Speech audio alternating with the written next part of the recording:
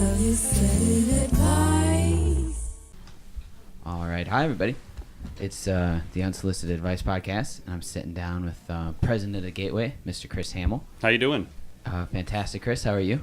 I'm real good. That's great. I was thinking if you just gave yourself a little introduction real quick so that people know who I'm talking to today. Sure. Thank you for having me on. My name's Chris Hamel, President of Gateway Film Center.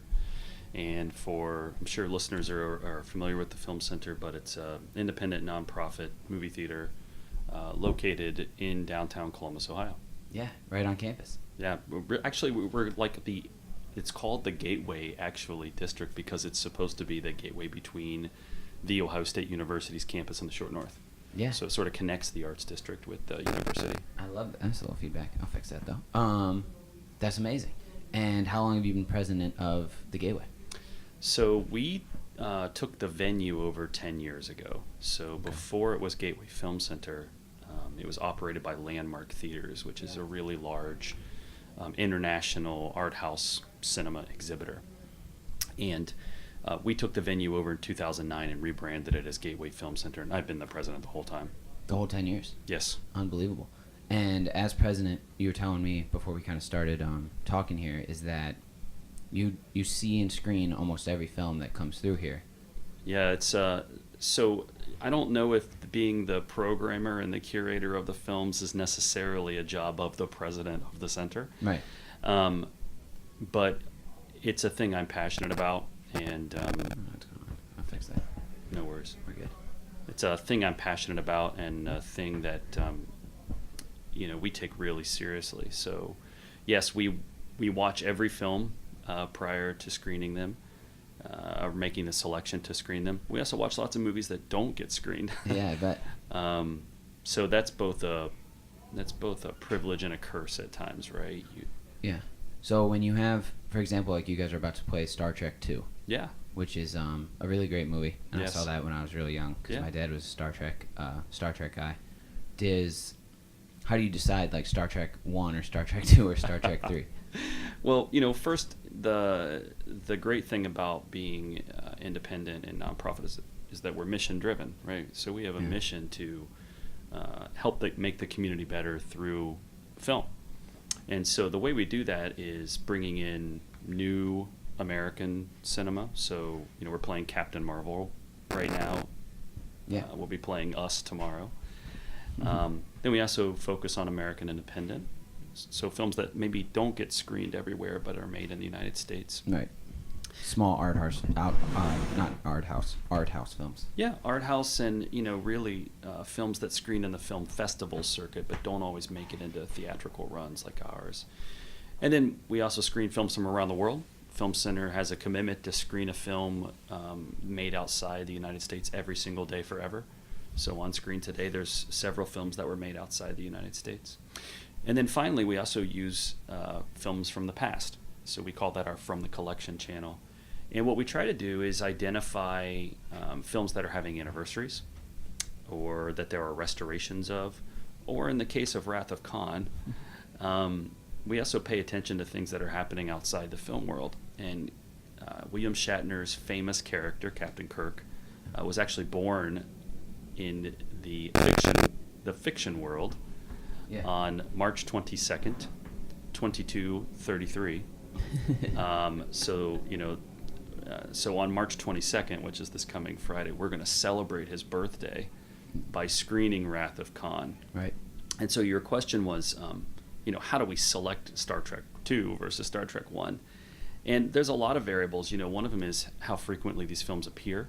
Yeah. What the audiences think of them, the quality level of the films. And then also in this case, Captain Kirk is actually celebrating his birthday in the film. So it's perfect. So it seems like the perfect film to screen. And Wrath of Khan's probably it's a really fun Star Trek film. I think it's great. I don't self-identify as a Trekkie per se, right. But it's a film I really enjoyed. And we've screened it a few times here, and audiences really love it. Yeah. Because there's definitely an artsy kind of community in Columbus where you're going to get people who want to watch animes or who want to be Trekkies or who want to watch every Harry Potter all day in a 24-hour Harry Potter marathon. You know what I mean? Sure. I'm just going to keep... I'm going to act like it's not happening until I can fix it. You know what? Hold on one second. Yeah, like the a 24-hour Harry Potter marathon, or something fun that you guys do here is a Groundhog Day Marathon, which I've been the beneficiary of. I haven't done it. Yeah. But my friend did it, and then every other week we were going to a movie for a while because he had all those passes. Yeah, it's very cool. So you see a lot of movies. You're obviously a movie buff. I'm in your office right now. It's decorated with really amazing stuff. Bunch of movie memorabilia and books and Casablanca posters and Deer Hunter, right? Yeah. Yeah, pretty badass. Thank you. You're welcome. It's very cool. With the art and everything, and I know, again, I told you one question, but just you guys do kind of like a gallery. Yeah. In the Gateway. Yes. And did that start on 10 years ago when you took over? No. So, yes, we have the gallery at Gateway Film Center. We started it 5 years ago. And the initiative was really simple. We really want to continue to provide an opportunity for emerging artists, both locally, nationally, and internationally, to have their artwork presented at the center. Yeah. And so a way that we could further provide opportunities like that for local artists was to give them a chance to make custom shows for our gallery space. And so it's pretty cool. We really try to find artists who maybe haven't shown in a gallery space before. So many of our artists, this is the first time they ever show in a gallery. And the rules are really cool, or they're really simple. You have to make a show for our gallery space. It must be movie themed. Right. And we don't take any commission off our gallery space, so the artists keep 100% of the sales. And we also create video pieces for the artists, and we show them before the movies. So if you come to a movie here, you get a chance to sort of meet the artist and hear about why they made the show and what inspired them. And the other thing that's really cool about it is the center serves between 350 and 400,000 people a year.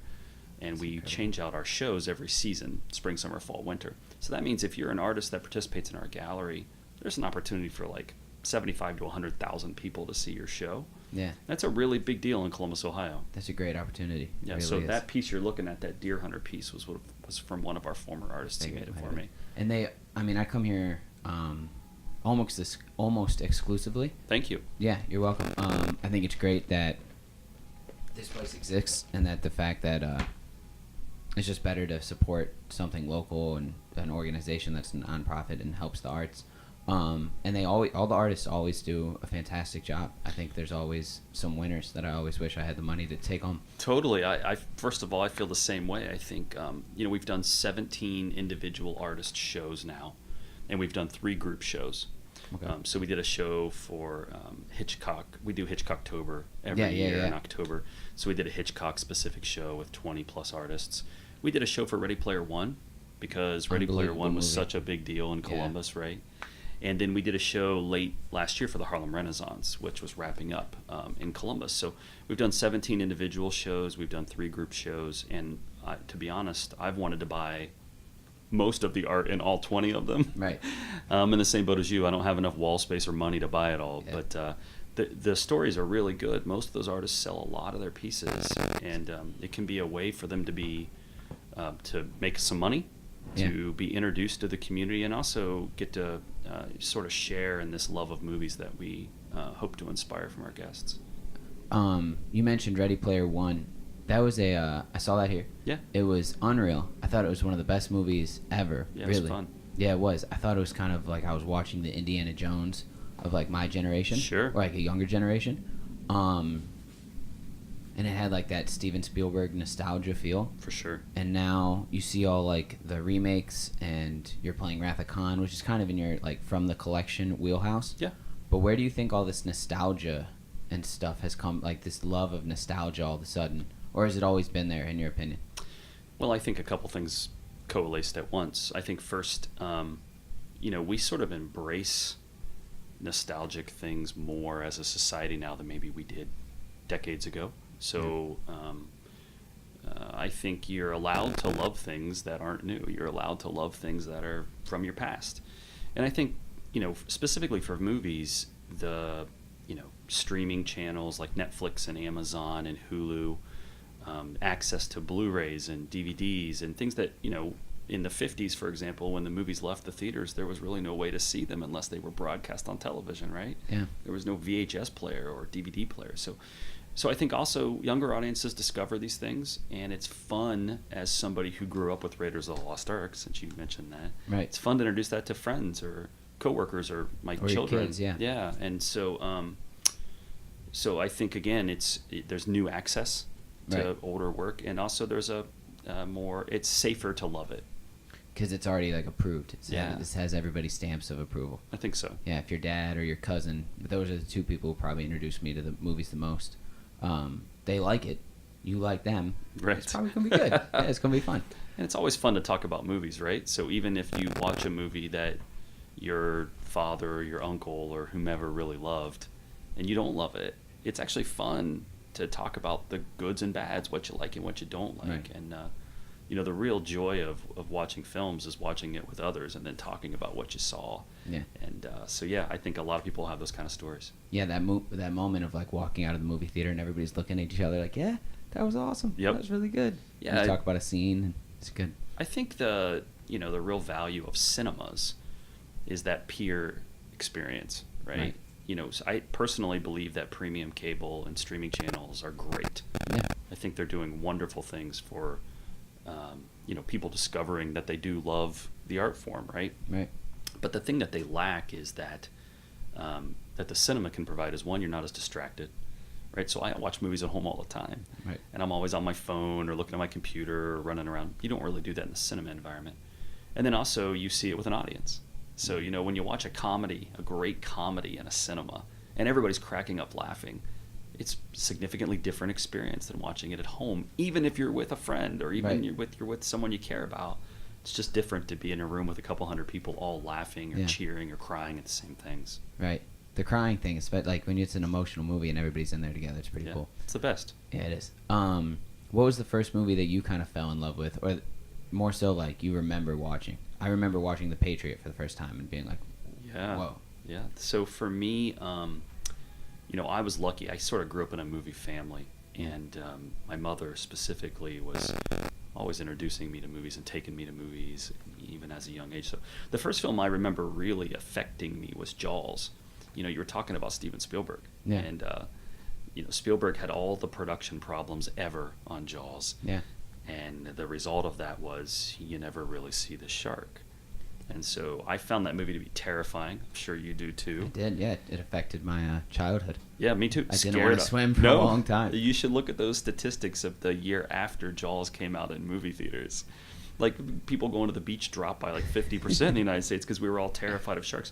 But if you think about it, you almost never see the shark in the movie. You don't. And And, it's because the shark was, well, you tell this, I'm sure you know the story better than I do. Oh, go ahead. The shark was broken. Yeah. And he couldn't get it to work, and he couldn't get it to work. And then on like the last day of shooting, finally, they figured it out.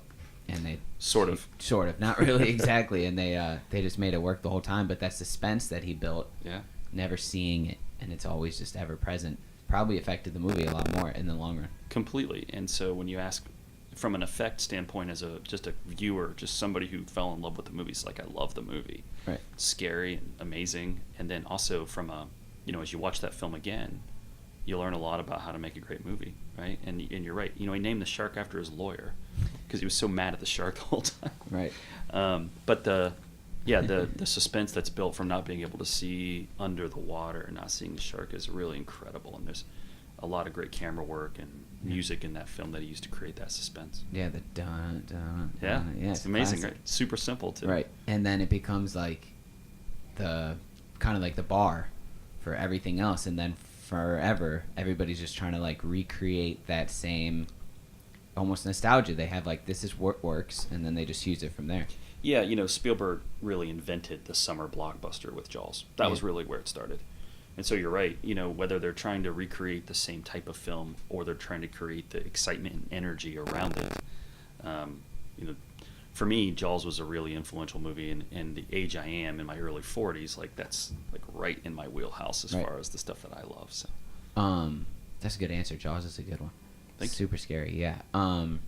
Have you ever really thought about, so like when you guys do Saturday morning cartoons Yeah. and all that stuff, what kind of idea? Like, do you do like a Shark Week kind of thing? Like, what makes those ideas kind of come up where like, okay, every Saturday we're going to play cartoons? Sure. So where does that all come from?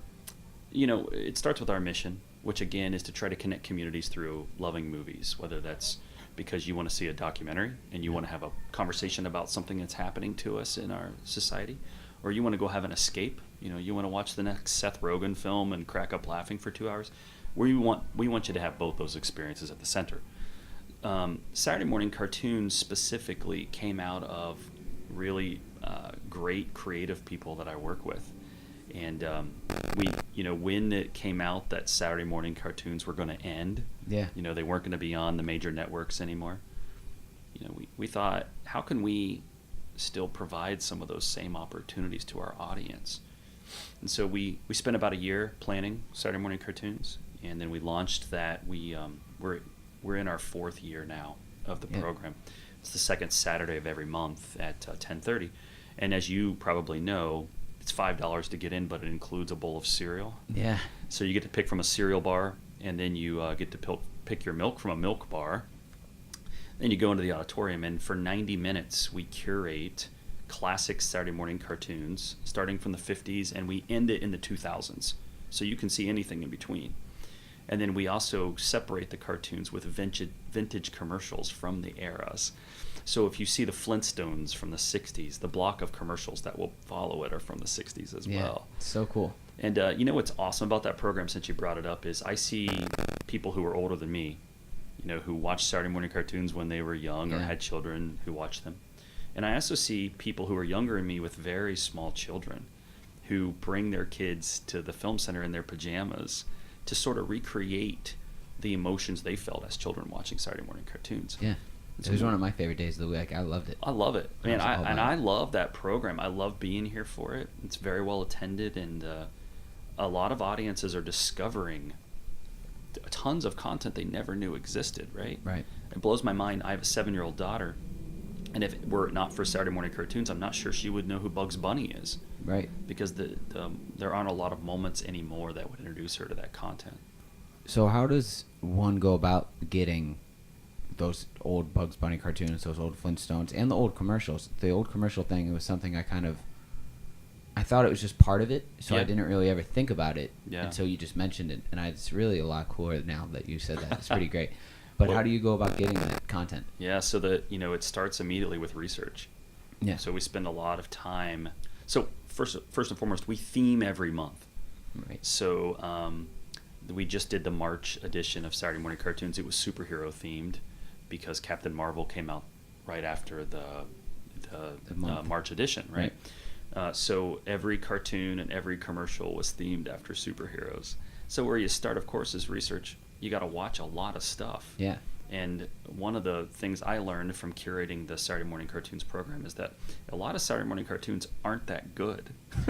They were made for low budgets with, writers who were inexperienced. Right. So you have to watch a lot of content to find good content. And then the commercials are a labor of love.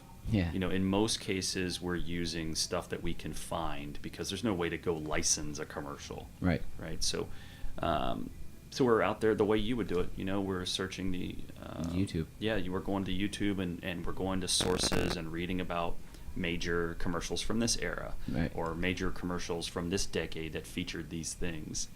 And I know you've been, but the other thing I really love is all the public service announcements. So public service announcements have really been in decline in America for the last decade, 15 years. But in the 70s, which is an era I don't really remember watching, I mean, there were public service announcements about everything. Yeah. Don't smoke. Don't talk to strangers. Don't set forest fires. Be healthy. Yeah. Learn your alphabet. Learn science. Right. And so it's pretty cool that we also mix that stuff into. Yeah. There's something very special about seeing Betty White, talk about young Betty White too. Yeah, well, younger anyway, right? Younger Betty White. Telling children and adults, life lessons during a break between their Saturday morning cartoons. So it's a fun program. Cereal. Yeah, it really is. It's one of my favorite things that you guys do. When I first moved down here 4 years ago, Columbus Underground was a resource I used to find stuff to do. Yeah. And that was one of the things on there. And it was one of the first things I came to. So yeah, it was really a really cool moment here. That's a great story. You know, Walker and the folks at Columbus Underground really do a great job. They do a great service for Columbus, and hearing that you found a program like that on Columbus Underground is great. Yeah. And they've been a great partner for us for years. I bet, yeah. So talking more about curation of content, you got to see Captain Marvel. You said you get to see things before they come out. We Did do. you see Captain Marvel before it comes out? We did, yes. What do you think about like the love and the big push on superhero movies right now? So immediately, I think Disney and the folks at Marvel deserve an incredible amount of credit. I can't imagine how daunting it was to think about releasing this many films Right. in such a small period of time, and trying to keep the audience interested, trying to keep the content timely and relevant, and also of such a high quality. Yeah. And they've also invested billions and billions of dollars in the production of those films. Yeah, it's huge. So it's also scary from just a basic P&L standpoint, right? Right. So I think, you know, we're probably living in the golden age of superhero movies. I have no doubt their popularity will decline. Of course. And also with all the, specifically on the streaming channels, there's a lot of at-home content that sort of connects loosely or directly with the films. So I think if you love action movies, if you grew up a comic book fan like I did, right, it's a great time to be a movie fan. Yeah, it really is. You're getting a lot. I mean, I think there are 6 superhero films left between now and the autumn of this year. Yeah. That's a lot of films. It's a bunch. And, you know, the scary part being in the industry I'm in is, are we going to wear out the audience? That's my question. Is like, are they striking while the iron's hot, or they're putting out so many, where it used to be just like 1 or 2 a year. Yeah. You got like Iron Man 2 and like Captain America, whatever. But now it's like, I'm almost here seeing a superhero movie every other month. Yeah. And it's insane, the output. I agree. And to date, it doesn't appear the audience has any fatigue. Yeah, right, okay. You That's know, a good point. they've certainly done it. Specifically, Marvel has done a very good job connecting their stories in a way that you sort of have to watch them all. Yeah, you right? kind of have to see them all to see what will happen in the next one. Totally. If you know, Avengers, Infinity War, and the new Avengers, that's an easy one, right? But like even Ant-Man and the Wasp, how that connects to the Marvel Cinematic Universe is pretty impressive. Yeah. And they've probably got a bunch of people working on continuity right now, right? To make sure they don't make a mistake in there. Right, they don't slip up somewhere. Yeah, so I'm always impressed with that. And I think when you've got multiple directors, multiple writers, multiple stars, multiple producers, to hold that together and be so cohesive is really impressive. And I think that's why we haven't had the audience fatigue yet. It's because they're doing such a good job Doing a of great keeping job. everybody together. Now, the DC world hasn't done quite as well. No, they haven't. People don't love those films. The continuity isn't as tight as it has been in Marvel, and I think you see that showing up in diminishing returns for some of the DC films. Yeah. It's not too late. You know, Superman the movie in 1978, Tim Burton's Batman series in the late 80s and early 90s, Christopher Nolan's Dark Knight series in the 2000s, those were all DC, and they were way ahead of Marvel. Right, at the time. Yeah, so we could see it, we could see it turn. Yeah. And Marvel was in the black at the time. Marvel was about to go under. yeah, I mean, and also, as you know, those different characters have bounced around from studio to studio to studio. Right.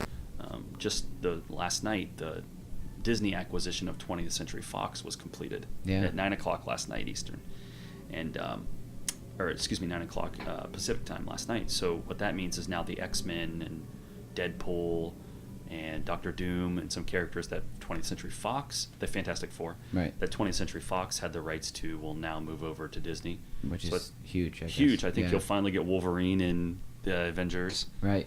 And again, Disney and Marvel have done such a good job with these characters. We might finally get the Fantastic Four film we've always wanted. And so I think it's an exciting time, and I think places like mine only benefit from it because we find ways to connect it to the original content. Right. So we do Saturday morning cartoons, or when we opened Captain Marvel, we had a bunch of comic book stores come in and have the comic books in the lobby for people to look at and buy, and I think that adds something to the experience. Definitely does.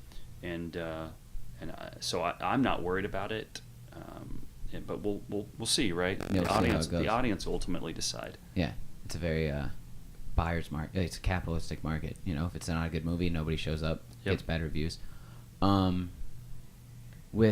Fox, you said that it gives an opportunity for streaming services and how Fox, Disney acquired Fox. Yeah. They also took everything off Netflix. Yep. They took The Punisher off Netflix and Daredevil and Jessica Jones, Luke Cage, all of it. They took it all down because they're going to open their own streaming service.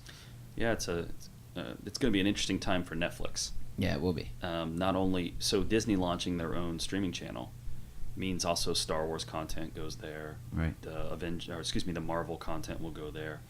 The Disney animated features will go there. Pixar.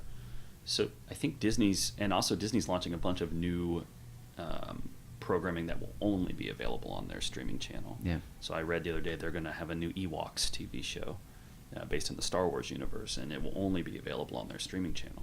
So it'll be an interesting time for Netflix. We'll see how they do. I personally think Netflix is probably going to, it's not going to crash and burn, but I think they either might be acquired by somebody soon, because when you spend $10 billion to keep Friends, Yep. and you're playing into that nostalgia thing, Yeah. and like your whole budget for original content was like $100 billion. Yeah.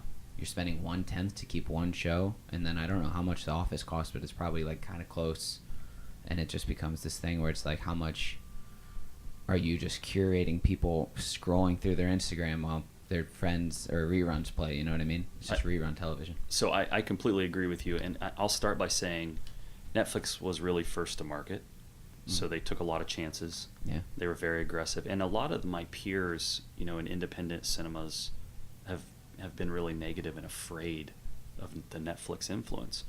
I don't agree with that thinking. I think it doesn't really matter how people discover that they love the artistry of movies. Yeah. Once they discover it, if we do a good job as programmers and curators and exhibitors, they're going to find venues like ours. I think the great thing about Netflix, and I also don't want to leave out Amazon and Hulu and some other ones because they're doing a great job. I think the great thing about them is you pay one rate, there's a lot of content. I think the negative about them is how many times have you tried to find something and surfed through hundreds of choices and not been able to decide? Yeah. So I think they do lack curation. And while it's awesome to have so much content when you know what you want to watch, Yeah. it can be hard to decide when you don't. Right. So I agree with you. I think Netflix is, at least right now, it looks like they could be in some danger because of how aggressive they've been. Some of my favorite programming over the last 10 years has come from Netflix. Right. They've really reinvigorated documentary filmmaking and true crime. There's so much true crime on Netflix. There really is. It's amazing if you love that genre. So I think they're going to go through another transition. They have Martin Scorsese's film later this year, Kill the Irishman. That's going to be, a big giant budget film with big stars. And, Yeah. And that may be their future. And you may be right as well. There may be acquisitions in store for them. Seems like Hulu and Amazon have been a little bit more conservative in their production side. Right. Strategic almost. Yeah, so Hulu has The Handmaid's Tale and they have Castle Rock. And that The Marvelous Miss Maisel. That's right. That show's that's on Amazon. It's on Amazon, but yeah, you're still right. Like that show's great. Yeah. So I think they have also acquired a lot of content, but they've been more conservative on the production side, which doesn't leave them with quite so much debt. Yeah. And also, I think it's hard for us, for every House of Cards and Stranger Things that Netflix has had a hit with. I think they've had a lot that haven't hit as well. And A lot of misses. yeah, so it's going to be interesting to watch how they. I'm cheering for them. Yeah. I don't want them to go away. No, of course not. I appreciate the service as a consumer, and I'm cheering for them as an industry participant, and I think they've got smart people there. I think they'll figure it out, but it's going to be different. Do you think that? And you said you don't fear them as like not competitor, but you don't think they're taking anything away. Well, I think they're forcing us to evolve. Right. Where when Amazon and Netflix go to the Sundance Film Festival and they buy up a bunch of content that Fox Searchlight and IFC and Sony Pictures Classics and Magnolia used to buy, it changes the landscape a little bit. But I'm not sure it's changing the landscape for the worse. No, definitely not. If it makes us focus more on the quality of content we provide, if it makes us better operators and better curators, if it makes us go find festival films that maybe wouldn't have screened in these markets around the country before, I think that might be the path to better, to a better environment for cinemas, and it's certainly creating opportunities for minorities, filmmakers, women who want to make films. it's been largely a white guy type of industry. Yeah, definitely. And the added opportunities bring new voices and new perspectives, and by watching those, we're getting better. Yeah, right? So definitely. I think that's a big win. And I think you guys do a really good job about giving just the same concept. You guys give those voices to one foreign film a day. There's a bunch of African American films that premiere here. There's women-led films here. Yeah, you guys are on the forefront of that spirit, definitely. Well, thank you for saying that. We're trying. Yeah. Is really the thing. It's a difficult business model in some ways because we don't make the films. Right. So you just get to pick them. Right. If I had a production budget like Netflix and I wanted to go out there and say, I want to make sure 50% of all of my films that we screen here are made by women. Yeah. Or I want to provide additional opportunities to minority filmmakers who may have not had those in the past. I don't actually have the budget or opportunity to do that. So that's not an excuse. It just means that what we have to focus on is finding what is out there and trying to bring the best of it to our city and to Columbus and to our audience. So, but sometimes that's tricky because you also want to put the best films on screen. Right. So I think the other thing that we do that's maybe a little bit different than some of our peers is we also play studio films. Like, I think Captain Marvel is a really important film. Yeah. And I also really liked it. I thought it was great. Yeah, so I think our audience likes that too. And I don't think because of I don't think we should be making programming choices based on how many movie theaters play a film, whether it's 1 or 1 million. Yeah. If it's the right film at the right time and it's the best product available, we should present it. I agree. What happens when a movie doesn't? Does a movie ever I'm sure it happens here where you just don't get an attendance for it, really? Oh yeah. Yeah. I wish it didn't happen ever, but we don't program our films to feel good about ourselves. We program our films so audiences will come and watch them. You can't have a great experience with friends and family and people you don't know watching a movie if no one else is in the auditorium. Yeah. Certainly happens. The great thing about being nonprofit and being mission driven is money is not the only reason we make our programming choices. Right. It's also totally fine to say if we never take revenue and consumer desires into consideration, we won't be here anymore. So there's nothing embarrassing about saying that. I think our job is to find the best of the big popular studio films, get them on screen, present them in a way that makes you want to keep watching them here. Right. They look good, they sound good, the audience gets treated well. Yeah. And then also bring in maybe some films you haven't seen and go, hey, if you trusted me on Captain Marvel, maybe you should trust me on this other film that you haven't heard of. Yeah. And also, of course, playing some bigger new American studio type films gives us a chance to run trailers for movies maybe you haven't seen. Right. And so we're still sort of embodying that spirit of discovery we really strive to share. How do you acquire some of those? How does a movie theater go about acquiring a film? So there's a licensing process just like you would guess. Yeah. So every film that we screen here, I actually license. So I've been doing this for a long time, so I have relationships in the industry. And then also there are new people getting into the business all the time. So part of my job is making sure that those individuals, whether they're in Los Angeles or New York or Chicago or Maine, that one, they're aware of the Film Center and our mission and what we're trying to accomplish here. And then also that when they do take a chance or they sell us content, we present the content in the right way. And that includes getting audiences to see it, but also it means we present it properly. You've been here. Yeah. Our images look great on the screen. They do. They're bright. They're crisp. They're masked properly. The sound is good. Yeah. Right. And I think it's a combination of those two things. And after doing this for so long, the distribution companies trust us and want to play movies here. So most of the challenge is telling them no when we don't think they fit, not trying to get them to play the film here. It was not like that the first few years, but I'd assume not. But now we've sort of solidified. Yeah. That's interesting that you say that because I've been to other independent film houses. Mm-hmm. I'm not going to name names, but I've thought about it now that you just said that, and you guys present like a real movie theater. Yeah. Whereas if you go to some really small ones where there's like 2 theaters, yeah, and you sit in a chair like this, not in a real theater chair, you know what I mean? You just sit in kind of whatever cool antique chair they could find. Yeah. And they show it on like an old projector. Mm-hmm. I could see what you mean when they don't present the film very well. I mean, it's not bad. It adds to this experience. Sure. But it's definitely not as clean and crisp and professional. Yep. I think art house cinemas or movie theaters that are presenting independent and world cinema around the country deserve all the support we can give them. Yeah. And in many cases, those are labors of love. You know, there's a person or a couple people who are working real hard to keep that venue open and to keep bringing that type of film there, but it doesn't always allow for the type of budgets necessary to present state-of-the-art technology. So, you know, we're lucky. We're in a situation where we're able to secure that kind of funding, and we take the technology component of our product really seriously. And when there are problems, we're quickly trying to solve them. But the goal really is not to have any. Right. And to your point, you know, if we can overcome all the barriers to get you here to see a film that maybe you wouldn't see, we got to make sure that the presentation quality is really high.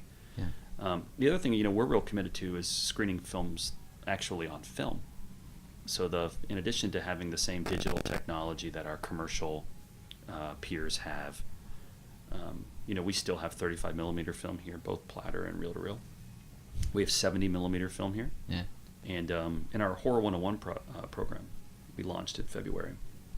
We actually are screening films on VHS. Yeah? Yeah, so we've only done it once. We did it for the opening film, which was the 1991 film Candyman, Bernard Rose's film. One of our screenings we did in VHS, and it was a huge hit. I'm not going to lie to you, it doesn't look quite as good as the film or quite as good as the digital, but it's nostalgic, to use your word from earlier, and people really love it. So, so again, you know, I think we're lucky in that. Definitely. And also, we will never sacrifice that. You know, we've got to maintain that standard and maintain that quality level to keep the audience coming back. Definitely. When you guys do one of your events, like having everybody for Captain Marvel, right, with the comic books and the lobby and everything, do you think that what's drawing people to want to go to the movies now again? Because for a long time, movie theaters were in the decline. Yeah. And I don't know if you guys were affected by that very much, since you're right on campus and you're walkable for all the students, and it's a good thing to do. And Columbus has a very support Columbus type of. It's almost like entrepreneurial. We all want to help each other a lot. Yeah. What do you think? Because now the movies are back in resurgence. Yeah. Going to the films, going to the movies. Do you think it's because of content? Do you think it's because? I think it's personally because people want to leave to show that they're leaving. Yeah. Like, I want to Instagram the fact that I got my popcorn. Sure. I want to Instagram the fact that Captain Marvel's in the lobby. But what do you think's driven the rise of the movies again? Well, a couple things. You know, prior to television, the movies were the thing to do in the United States. An average year, about 4 billion movie tickets were sold then. When television came and the industry dropped down to about 1 billion movie tickets sold every year. And that's pretty much where it's been every year since then. Yeah. So just like every business, you know, there's highs and lows, peaks and valleys, great years and bad years, okay years. I think in our business, you said the exact right thing in the question, which is it's about the content. Yeah. If there are great movies that audiences want to go to, you'll see the whole industry have an up year. I think the second component of that is when you have a big movie. Let's use Star Wars in 1977, when the industry was in a little bit of a downward spiral, and then Star Wars comes out. People line up around the block to go see it. They also see the trailers for the next set of films. So then that generates new interest. So as long as the quality level is maintained, people keep coming back, right? Yeah. You said you loved Ready Player One. I did. Everything about it you probably thought about, including the previews that you saw, and then you wanted to come see those movies. If those movies didn't live up to the Ready Player One excitement that you felt, you don't feel as much urgency to see the next one. I think finally, you also said the other thing, which is that people really want to be out of their homes. And again, it's interesting that streaming channels are having their best years at the same time movie theaters are having their best years. I think it's really more about us as a culture wanting this content and discovering how to balance between watching at home and going out. Yeah. And you're right. People want to go out. They want to go out for whatever reason motivates them, right? Yeah. If it's posting on Instagram, or because they want to go on a date, or because they want to take their kids out to do something, or because it's the winter in Columbus, Ohio, and it can be really depressing. Yeah. Right? So whatever reason that they find, I think they want to go out. And I think, again, venues like ours, which are really focused on high quality content, can be a great escape and a great place to discover something that you might love. That's very good. Yeah, that's great. Did where to go from here? No, that was a good question. No, it was good. Have you recently saw a movie that really changed, kind of invigorated that? Have you recently saw a movie that was like, this is now setting the bar for how much I gotta watch? I mean, how many movies a week do you watch? So what I try to do, and you can see right here because you're sitting in my office, a lot of times I turn on content right there. That's nice. So when I'm working on other projects, I'll turn on the content that we need to screen. And this really, I don't know if it's good or bad, but it's the truth. A lot of times if I find myself distracted by the content and I can't work on other projects, I know that's a film that I really need to pay attention to. I really need to watch it all the way through. We do get a lot of content to take a look at, so it can be very difficult to watch it all, sift through it all. Right. So I need helpers, and I have some, as I mentioned to you earlier. For me, have I seen a film that I really loved that sort of, reinvigorated me? Not really. I saw several films in the late festival cycle of 2018 that you probably saw as well. And I would say the combination of them got me, always sort of re-energizes me. Right. So I went to the world premiere of A Star Is Born, and Lady Gaga and Bradley Cooper were there. Yeah. And being in that spectacle and then watching a really great movie, also on a giant screen with awesome sound. There's big stars there. One of the big stars happens to be the person who also directed and wrote the film, which is Bradley Cooper. I find those moments to be exciting.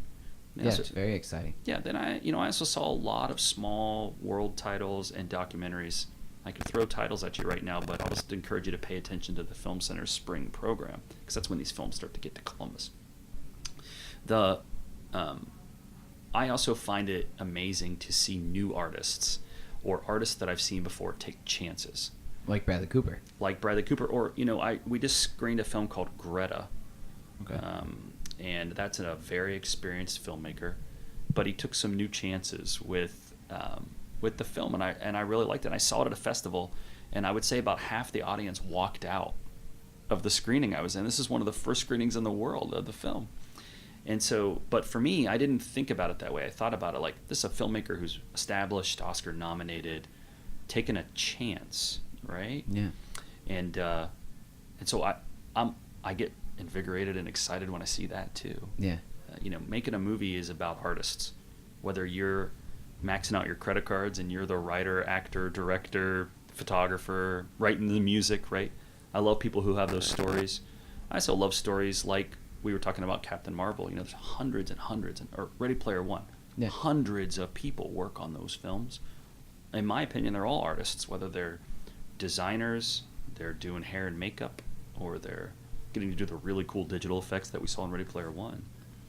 And when I see artists creating something that's special or different or new, I get really excited. Yeah. I think taking chances is something that people in the film industry, I think maybe that's what led to the decline. But then kind of when TV popped off again with Breaking Bad, and there became these shows again or HBO programming that everybody needed to talk about, because it wasn't just a show about nothing, or it wasn't just like Seinfeld, or it wasn't just monotonous sitcoms. It was about a teacher who gets cancer and starts selling meth. Right. That kind of chance in the writing has allowed for maybe more chances artistically, and then people willing to watch the chance. Like, oh, this is different. I haven't seen anything different like this in a while. I saw the new Mission Impossible movie. Yeah. And I had seen 1 and 2, and I don't know, maybe it's the 8th one. There's been a lot of them. Mm-hmm. But that's what I felt when I was watching that movie. It was like, this guy's taking chances now. It's different. It's like the best action film I've seen in a long time. There's a really cool score. The acting was different. So yeah, I agree. Taking chances is a really cool way to get reinvigorated. But I think that's probably more from a film buff standpoint, especially if half the crowd rocked out of that filming. Sure. Well, and also you have to understand the expectations. If you take a chance, sometimes it's not going to work. Yeah. But I still get excited when I see somebody taking chances. I'm really grateful you brought up Mission Impossible. That's a franchise that should, by all rights, be dead. Yeah. Or really worn out and tired. But because, to your point, the cast and the writers and the director have been brave. Brad Bird kind of reinvigorated that franchise, and now the last 3 or 4 have been great. Yeah. I'm excited to see the next Mission Impossible. First of all, I love action movies. Yeah. And I think, like anybody who likes action movies, what you're always seeking out is a film like Mission Impossible. You have to sort of sift through a lot of bad examples. Yeah. I think the Fast and the Furious franchise has also done that.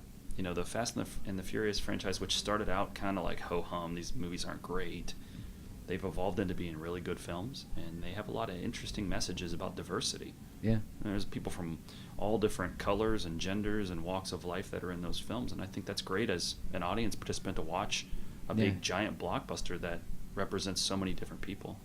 I've never thought about it. I saw the first 3 probably or 4, Yeah. and then I've kind of fallen off from the series just because, like, I love The Rock as a personality. Yeah.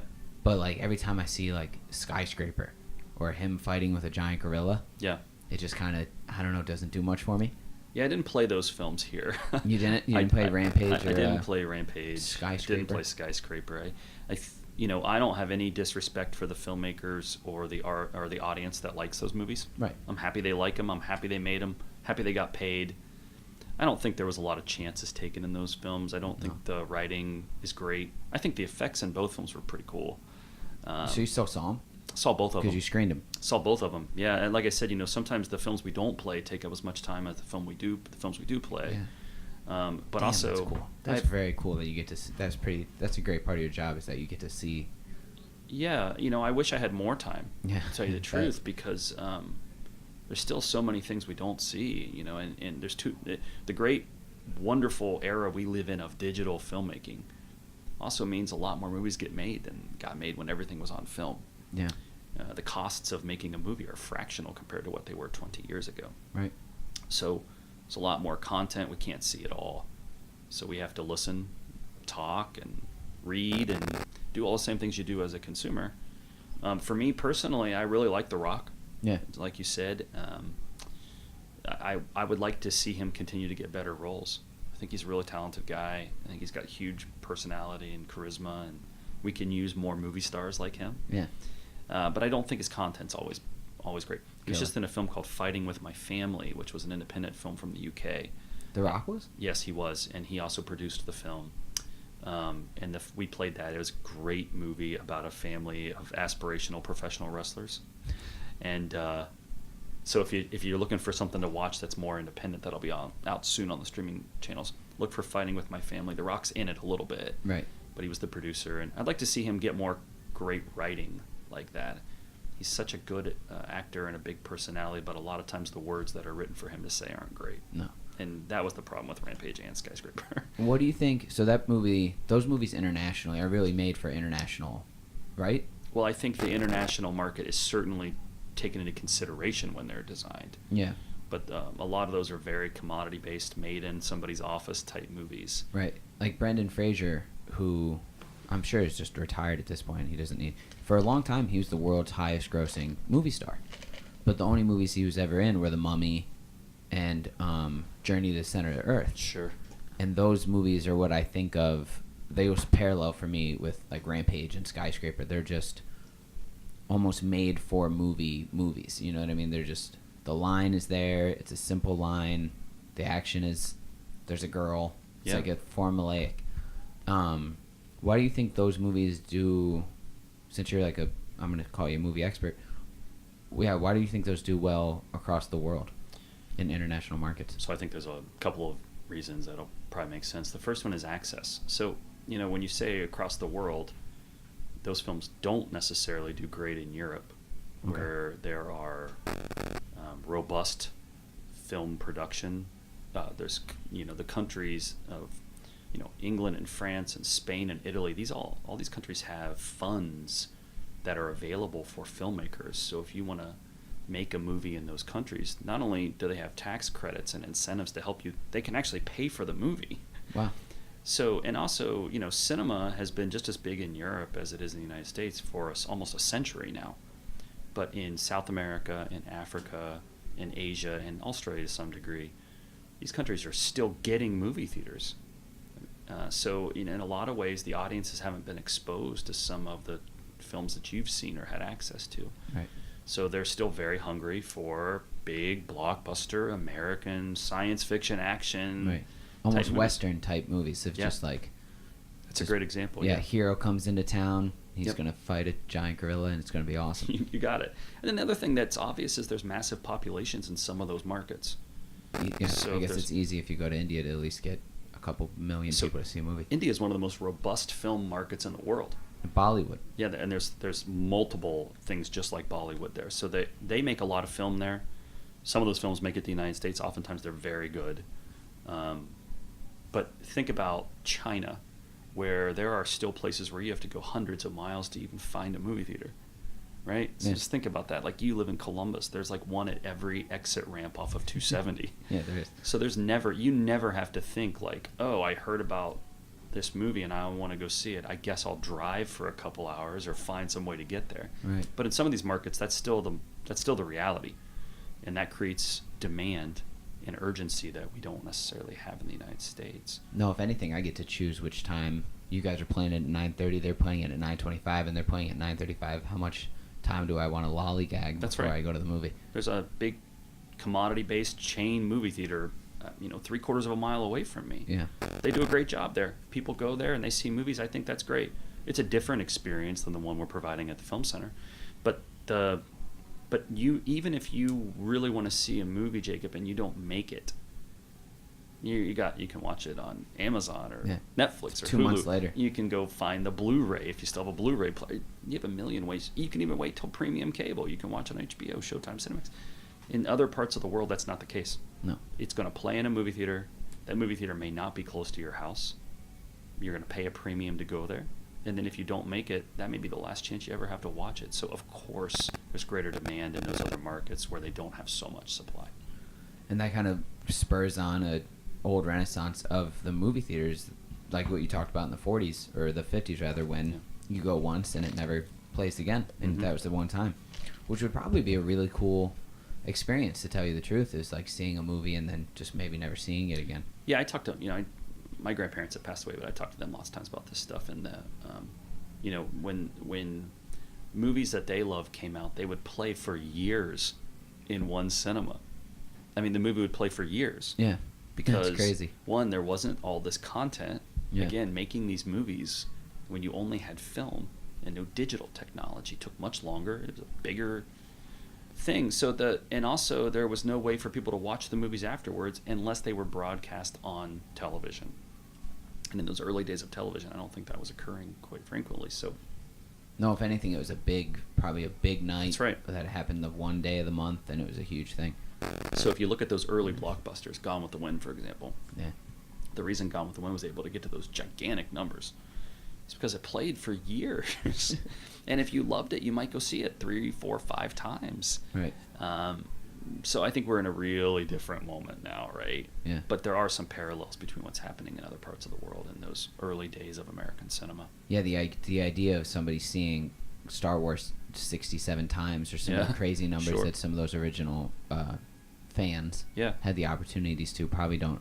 You could still do it now, but it wouldn't be the same as just coming to the same theater every other day for months at a time. Totally. There's so much content now. Yeah. That if you see a movie, if you loved the new Star Wars films, Force Awakens, Last Jedi, or even the offshoots, you might see them a couple times in a theater. Yeah. Right? But, in the 70s when Star Wars came out, people saw it like 10 times. Yeah.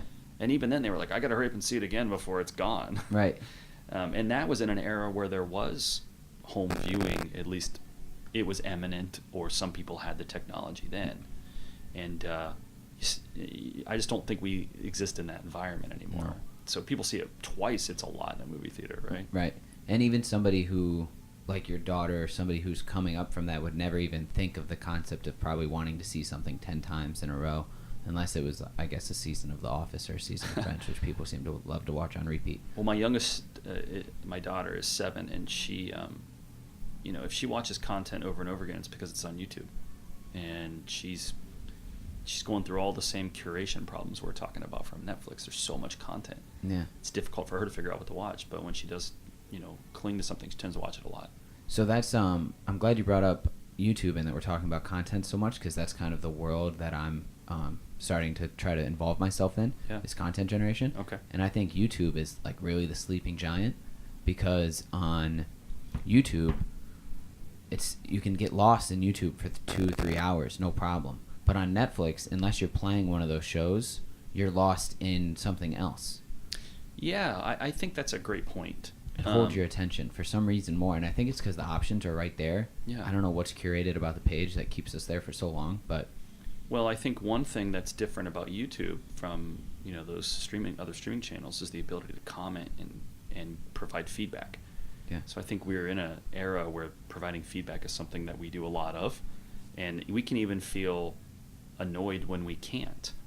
And so I think that could be in the future of Netflix and Hulu and Amazon and future streaming channels. There may be opportunities for us to be commenting or connecting those with our social media profiles, whichever platform you're on. But I agree with you. I think there's a real magic to YouTube. And I think the other thing YouTube has is it feels more authentic. It feels more homemade. It feels more like you're getting to know the people. Netflix is really priding itself on these high production values. So you may not have the personal connection with the artist who made it. yeah. And I think we're in an era of authenticity. I think people want to believe in things and brands that are personal, Yeah. we understand in a different way. Like, I'd more so almost rather watch some guy with one camera just talk about something for 15 minutes. Or one of my favorite shows, it's called Something's Burning with Bert. Okay. It's a cooking show. He's not a chef, he's a stand-up comedian. It's rather raunchy, inappropriate, whatever the things they say. It's Sure. fantastic. But it's just him and two of his friends, and they're cooking, and he messes up a lot, and it always turns out to be pretty good. And it's just this like real, there's no scripts, there's no high production value. It's 3 cameras and call it a day. Is that, I don't want to dive too deep into it, but there's some professional content being made on YouTube? Yes. But like, as somebody who watches, do you watch YouTube as well? Some. What do you find yourself watching, I guess is the question. Well, so I'm probably not a great example. Yeah. Because sometimes what I'm watching is things that I'm looking to program or curate. Yeah. So again, I don't know if I'm a normal consumer because I have to think about it from the perspective of the obligation I have professionally. Right. Also, I want to be clear, I know lots of professional content's being made on YouTube. A bunch of it. But it's still, to me, at least as a consumer, does feel authentic in a way that sometimes those very polished programs I see in other platforms don't. It feels more personal. So I'm happy to talk about YouTube as much as you like. I think as consumers, as viewers, as creators, we're still trying to figure it out, right? Yeah. And that's exciting. I don't think Take your chances. I don't think YouTube's figured out. No. I think when you watch anything on there, you immediately see some things that look familiar, and also some things that they don't look so familiar. Right. And that's exciting. It is. They're taking chances. Totally. Because it allows everybody, and like what you said a little while ago, that the barrier to entry for all this is, granted, I'm having some technical difficulties, but this whole setup here, there goes another one, but this whole setup here is like $200 plus my computer. Right. And then you can get a really great camera that shoots in 4K for like less than $1,000. Yep. So it just allows for risks from people who have any stakes in the game other than $1,000. So why not make a YouTube channel where people play paintball in offices for days on end? Your point is very valid. You know, what we're talking about, the common component of all these things is visual storytelling. Yeah. And visual storytelling, the most important part isn't the visual, it's the story. And so whether your production value is $1 or your production value is $100 million, if your story's not good, it's hard to make good content. Yeah. And if your story is good, you have an opportunity to make good content. People will bear with it. Yeah, or you can still blow it. Yeah. But if you don't start with a good story or start with a good concept, it's pretty tough to make something of quality, right? Yeah. But to your point, the barriers to entry have shrunk to the point where now, if you have a good story, you have good intentions, you can make something of quality. And to your point again, that authenticity that comes with it allows the audience member to give them a break. Yeah. But if it's $100 million production and it looks like crap, you're not going to give them a break. You're going to be pretty aggressively going like, how'd you waste $100 million and it looks like that? Right, making this. I have you for like another 10 minutes, I'm going to do a couple quicker questions. Yeah, go ahead. Who is your favorite all-time director? So I get asked that question quite a bit. I'm Yeah. going to give you a little bit of what may be a surprising answer to you, which is Quentin Tarantino. So, Super glad you said that. yeah, I've had a lot of opportunity to watch filmmakers who lived and passed away before I was born. I'm grateful for that opportunity. And I have a lot of people that I like. But I think partially because of my age and profession, and because I think Tarantino has such a unique style, Yeah. I've actually loved all of his films. Right. There haven't been any that I have not liked.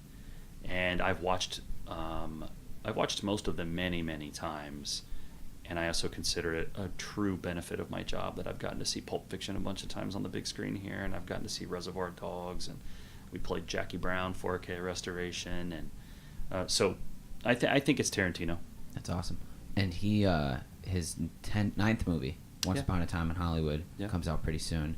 I'm sure you haven't gotten to see that yet, have you? No, we haven't seen it. The release date is scheduled for late July, Okay, so and then- the trailer dropped yesterday, so I did see the trailer. The trailer looked good. Looks pretty And great. the poster looked cool too. Yeah, I feel like I don't really know everything about it, and I love that. Yeah. I don't want to know everything about it. I Right. trust him as a filmmaker. The cast looks good. Cast looks great. It's a great cast, and you know what Tarantino does better than almost all of his contemporaries is write. He's a great writer. Really So is. I'm very excited. It's the film I'm looking forward to the most in 2019. What Quentin Tarantino film? What was the first Quentin Tarantino? What was the first of his films that you saw? It was actually Reservoir Dogs. It was. Yeah, so I was in. I think I was a senior in high school when that movie came out. Which is perfect too, because you don't want to be too old when you see one of his movies for Sure. the first time, because Yeah. they're raunchy, and you Totally. want to feel like it's something you're not supposed to be doing. That's right. Well, I was also selling popcorn and sweeping floors in a movie theater. Really? And we played Reservoir Dogs, and I'll to be blunt, I really liked it. Yeah. I didn't know Tarantino was going to be Tarantino when I saw Reservoir Dogs, right? And then I saw Pulp Fiction, and Pulp Fiction shed light on Reservoir Dogs I didn't understand at the time when I watched Reservoir Dogs, and also I was aging and growing up and watching more movies and started to understand Yeah. why those films are so great. Do you think that? I don't know how to phrase this question right. So I see a movie like Pulp Fiction because everybody told, like, again, my cousin, my uncle, my dad, they all told me that I got to see it. Yeah. So I found it and I watched it, and then I brought it to all my friends and we all watched it, and we watched it on DVD at the time. But do you think that those movies can tell you something? Those are dramatic, but like there's real world that happens in the movies, even though it's a fictional place. Yeah. And that you can actually learn things from movies because their stakes are higher that translate into the real world. Mhm. And I've always felt that, like, watching a movie kind of gives you an idea of people more so than maybe just participating in the day in and day out do. Do you find you learn things when you watch movies about the real world? Undoubtedly. Right? I mean, you know, one of the great things about movies is, again, that it's visual. So it's, you know, I'm also an avid reader. You mentioned all the books that are in this office. Yeah. I love reading. I love, you know, visualizing the stories myself. I also love the movies, obviously. And in watching a movie, you take a great story and then the visuals provided to you as the viewer. And so I think I've, I don't even know where I would begin. I mean, I think I have mannerisms and phrases and you know, inflections that came from the movies.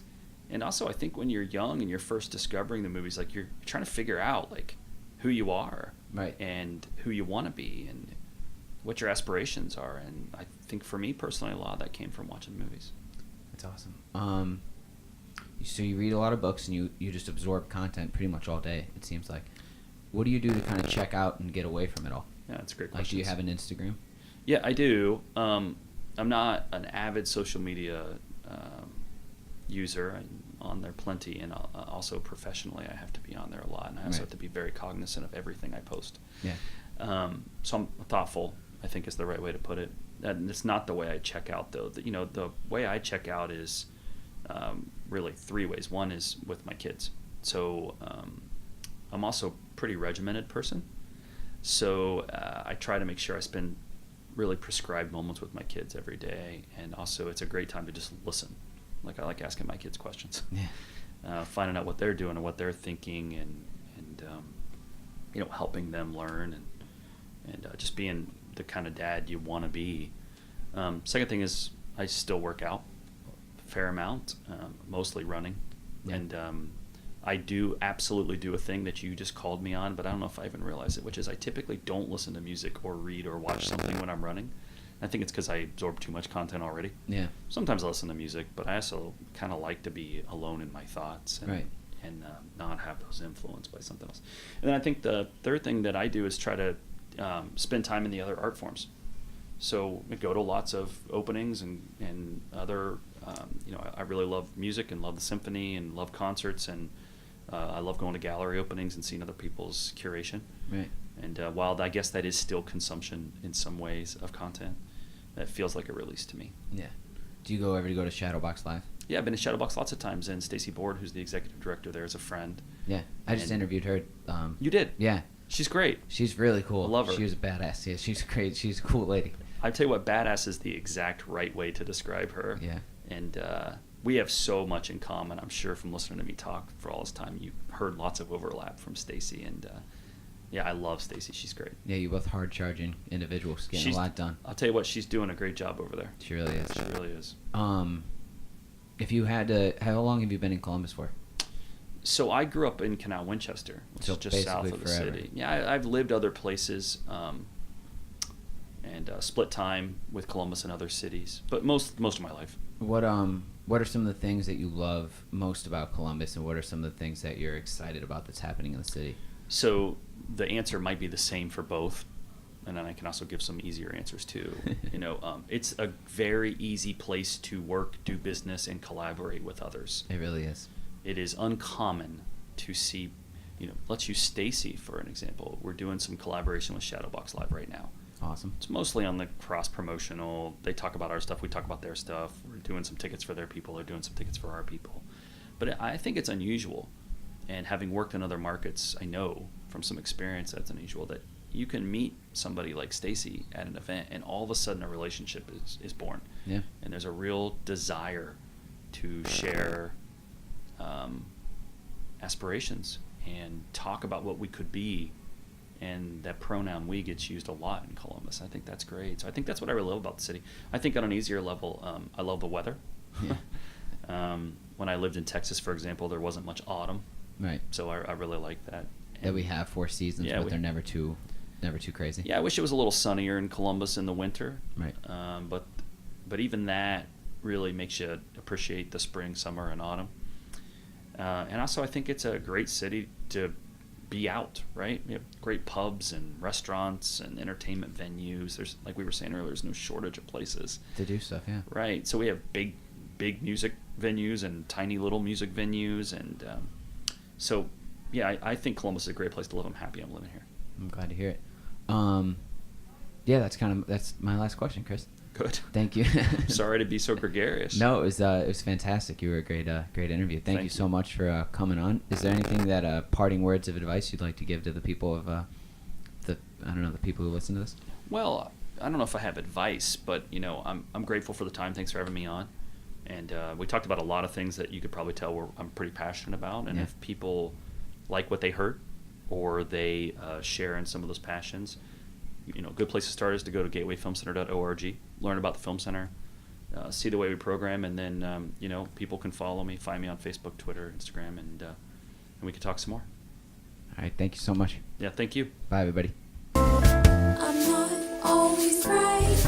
I'm only trying to be nice with my unsolicited advice.